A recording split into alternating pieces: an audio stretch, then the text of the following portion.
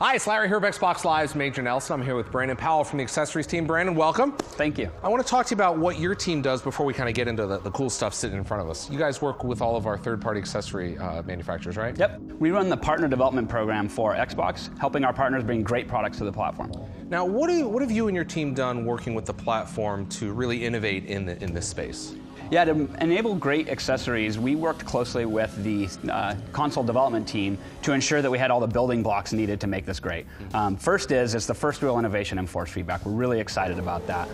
Really, force feedback's been done, for over 15 years in pretty much the same way across the industry.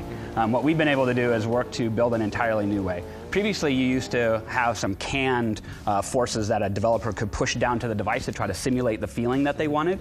What we've done is we've developed a new way of doing that using an equation language. What that does is it means that a developer can push down things like RPM or ABS, and the equation language will do the right thing and create those forces for them. It also gives them flexibility to define their own building blocks. It really delivers a level of precision that we just haven't had before. Now, how would some of these new features enable accessories for different experiences and other kinds of games? It used to be that hardware had to fit into predefined categories, so you had things like controllers and racing wheels and so on.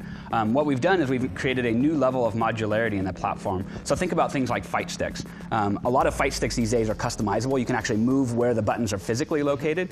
We can now communicate that directly up to the platform so that your favorite configuration is communicated to the game, and you get to play the way that you want to play. So it's not just button remapping, there's something else going on there. So yeah, in addition, we have, going back to that modularity point, there's additional components can be added over time. So think about on your racing wheel, you can add things like different shifter configurations. You can add different pedal types. You can add things like gauges. So think about your RPM gauge or your speedometer or things like that. One of the things that gamers are concerned with is controller pairing. How does that work with, like, for instance, with these devices? If you don't know what controller pairing is being able to see the hardware and mapping the right hardware to the right player. So when I'm taking my turn, when I'm done, I slide the wheel over, you get behind it, and now it immediately maps the right controller to the right person. Seamless, it just works. Now, you brought a couple of wheels here today, so let's dive in here and take a look. Explain what we have in front of us. Yeah, let's start with the Thrustmaster 458 Italia. A couple of things going on here. Number one, clearly it's a one-to-one mapping of that classic 458 Italia wheel, which fans just love. It's got sequential gear shifters, has metal pedals. This is a fantastic wheel. It also has brushless motors, which one means it's very quiet, so you really feel the precision of the force feedback in it. And two, it consumes a lot less power, so the power supply is actually embedded inside, so you have a very small cable.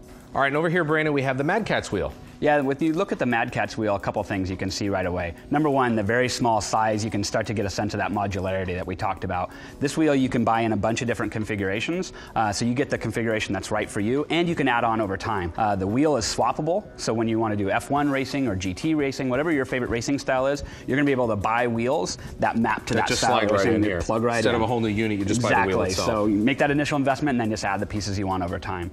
And when you look at the pedal set, it actually looks like a cockpit. It has a level of adjustability that we haven't seen in pedals before. You can actually adjust the width between the pedals, you can adjust the pedal throw, you can change out springs for the amount of dampening that it gives, for the actual resistance. It feels fantastic. We're really excited. Now, these are some serious kit, but I've seen a lot of questions about Xbox 360 wheels and Xbox One. These are just for Xbox One. That's correct. What's the story with Xbox 360 wheels working with Xbox One? Yeah, we started at the top talking about the level of innovation that we've done in this platform, and with that level of innovation means some things aren't going to function going forward. When we think about things like the controller pairing and we think about the level of force feedback changes, unfortunately the Xbox 360 wheels are not compatible with Xbox One, but the level of definition and performance that you got out of the Xbox One wheels is amazing. Brandon, are there any other accessories that racing fans should know about?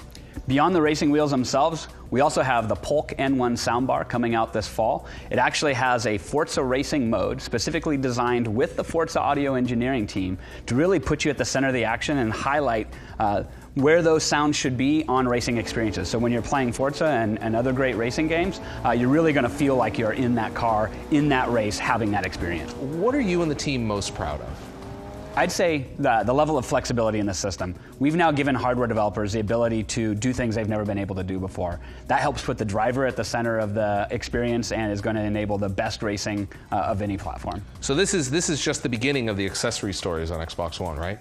We've got a lot more to come. Great. Thank you very much, Brandon.